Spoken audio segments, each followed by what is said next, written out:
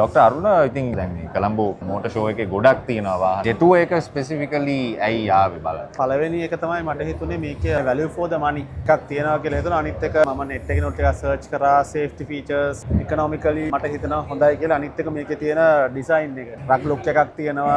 කියලා comfortability තියෙනවා කියලා මට හිතෙනවා. අනිත් එක මම ඇත්තටම මගේ ළමයි දෙන්නත් එක්කත් ආවේ. ඒ දෙන්නත් මේකට කැමතියි. මොකද ගොඩක් අයට දැන් Chinese models වල European standards තියෙනවා. මේක සමන affordability එක ගොඩක් හොඳයි. මම තාමත් ටෙස්ට් රන් එකක් නම් කරේ නැහැ. ඒනකොට මම ඇත්තටම ඇඩ්වාන්ස් කරලා ඕඩර් කරලා ඉවරයි. අපි වාහනයක් ගන්නකොට after value එක නැත්තම් resale value එකක් බලනවා. background information එකත් එක්ක මට හිතනවා මේ හැමදේම මේ G2 එක තියෙ කියලා. අනිත් එක මේක ගෙන්නන Euro Motors. මම හිතනවා Euro Motors ලගේ සර්විස් එක ගැන සතුටු වෙන්න පුළුවන්. මොකද්ද කැමතිම කලර් එක? දැන්ට බ්ලැක් එක තමයි සිලෙක්ට් කරලා තියෙන්නේ. ඉතින් සාමාන්‍යයෙන් net එකෙත් බැලුවාම බ්ලැක් එකට මට හිතෙන්නේ ඩිමාන්ඩ් එක වැඩි කියලා. අනිත් එක මේකේ මොඩිෆිකේෂන් ෆැක්ටර් එක බැලුවාම බ්ලැක් එක මොඩිෆයි කරගන්න එක ලේසි. මොකද ගොඩක් මොඩිෆිකේෂන් පාර්ට්ස් තියෙන්නේ බ්ලැක් වලින්. ඉතින් මම කරපු පොඩි සර්වේ එකත් එක්ක මට හිතෙනවා බ්ලැක් T2 එකේ T2 කියන මොඩල් එක මං හිතන්නේ ගොඩක් demand. Safety, economical and the value for money කියන ඒ ඔක්කොටම මං හිතනවා මේක හොඳයි වෙයි කියලා.